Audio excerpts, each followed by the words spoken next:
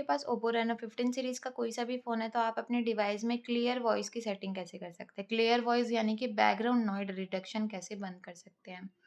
आप incoming calls में हैं, पीछे से ज़्यादा आवाज़ आ रही है, उससे बहुत डिस्टर्बिंग होती है, तो उसको ठीक करने के लिए सबसे पहले आपको सेटिंग के ऑप्शन पे जाना है। यहाँ से आपको साउंड एंड वाइब्रेशन पे क्लिक करना है। स्क्रॉल करने पे क्लियर वॉइस या माइक्रोफोन मोड का ऑप्शन दिख जाता है, क्लिक करके इसको ऑन कर लेंगे तो यहाँ पे जितने भी बैकग्राउंड नॉइज़ेस आते हैं, जो कि आपकी कॉलिंग में डिस्टर्बिंग करते हैं, वो नहीं आएँगे। बंद रहेगा तो आपका कुछ इस टाइप से साउंड आता है, पीछे से काफ़ी सारी आवाज़ें आती हैं। ऑन कर देंगे, सिर्फ़ आपकी आवाज़ आएगी और अदर डिवाइसेज़ की आवाज़ नहीं आती है, तो इसको आपको ऑन करके रखना है। उसके बाद आपको यहाँ पे होलो ऑडियो का ऑप्शन दिख जाता है।